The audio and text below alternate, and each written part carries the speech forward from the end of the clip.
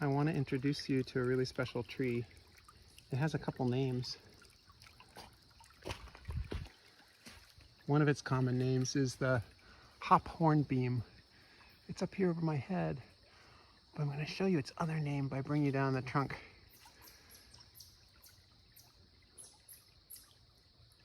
This is also called ironwood, and it looks like it's made out of cement.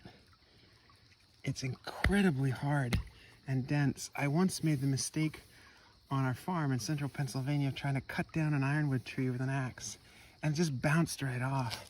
It's unbelievably hard, dense. It's often described as bark that looks sinewy, like muscle, like someone's really muscular arm or leg muscles, but boy is it hard and dense. It's a member of the birch family. So it's a cousin of birch and alder trees, and it's named Carpinus. Carpinus is its scientific name. So since I just saw it here, I just wanted you to see some ironwood. Don't try to cut that down with a saw. It's gonna be a tough cut. This wonderful, old, moss-covered tree with these great twisted branches is an apple. This is an apple. It's a beautiful flowering crab apple.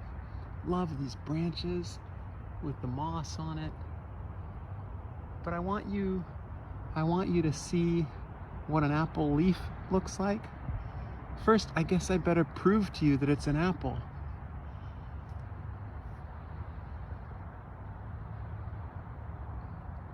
Those are apples. And like, yeah, but they're so little. Yes, they're little. Apples would have evolved to be small and bird-eaten. But this is an apple, and I'm gonna eat it. It tastes like an apple, except it's really astringent. I don't know if you know what astringency is, but astringency is that ability of a unripe fruit to like dry your mouth out. I don't know if you've ever eaten a green banana. Oh man, this one really astringent. So it makes your mouth kind of like feel like all the moisture is being sucked out of the tissues. So an astringent dries things out. Witch hazel extract is also an astringent that some people use as a topical treatment. I'm gonna grab a leaf here and show you that apple leaves are kind of like cherry leaves.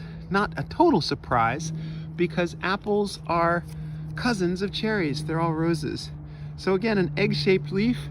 Generally the teeth on an apple leaf are coarser. They're not as many. They're coarse, rounded leaves. What I really want to find are stipules.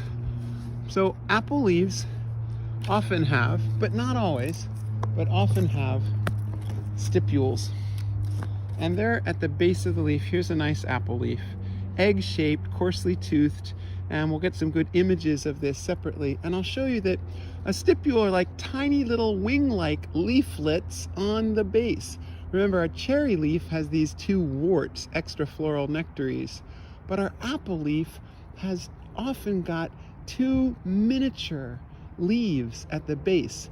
It's late in the season, so a lot of these leaves look like they've lost their stipules at this point. I'm just gonna glance over here, see if I see one that still has stipules.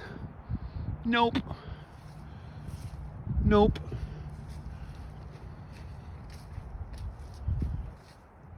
Nope. But I'll get an image that you can see, so you can see what those look like. Ooh, we got it. There we go. So there you can see, here's an apple leaf. You see at the base of the leaf stem, remember we call that leaf stem a petiole, P-E-T-I-O-L-E. Right at the base, there's that little like miniature little leaf. It's like, what's up with that? That's called a stipule. and it's characteristic of apple leaves, and it's a really great diagnostic feature to know that you're looking at an apple.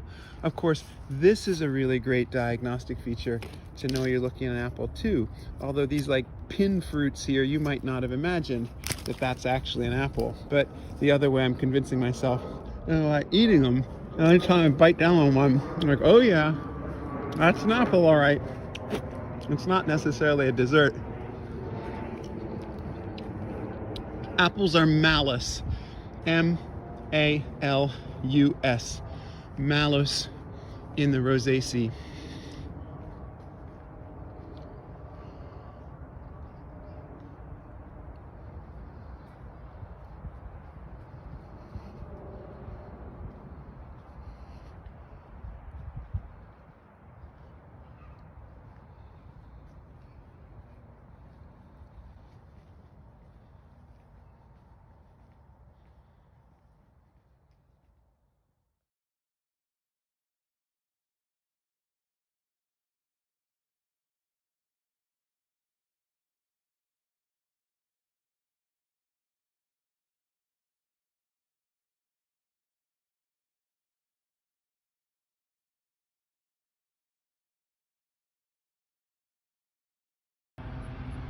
Cherry leaf.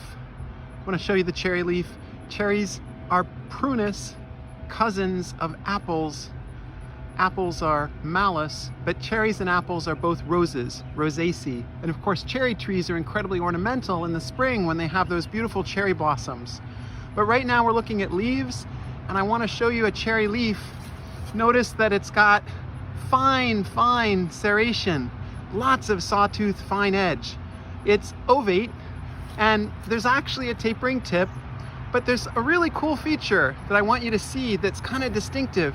And here you can see it on that leaf stem.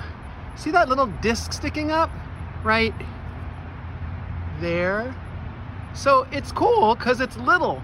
So it's a little tiny subtle feature. That's a nectary, extra floral nectaries. Here it is there. Look at that. Right at the base of the leaf blade of the stem, there are two tiny ears, warts, these two little projections. Those are cherry leaves, extra floral nectaries. And if you look at a cherry leaf, you can actually see that sitting there at the edge. Fine toothing, egg-shaped leaf with those little ears. I don't know, they're not ears. Those little warts, those are cool. And that's a neat, distinctive cherry leaf characteristic. Here's a different cherry leaf from a different sort of variety of cherry, Prunus. Again, the same serration on the egg-shaped leaf. And again, although they're a little smaller, if I look, there's that little extra floral nectary that you can see at the base. So a really cool feature for cherries. Prunus is also the genus not only of cherry, but of almond, peach, plum. They're all Prunus, big genus Prunus. There's beach plums, there's Canadian goose plums. There's a lot of Prunus species, but all of our cherries are Prunus. We're not gonna worry about the specific name. We're gonna say Prunus SP, because there are so many, and most of the cherries we see are ornamental cherries, although we have a native cherry in the Pennsylvania forest too, sometimes called a pin cherry, Prunus serotina. But let's just call it Prunus in the Rosaceae. Couple that with your apples, Malus in the Rosaceae.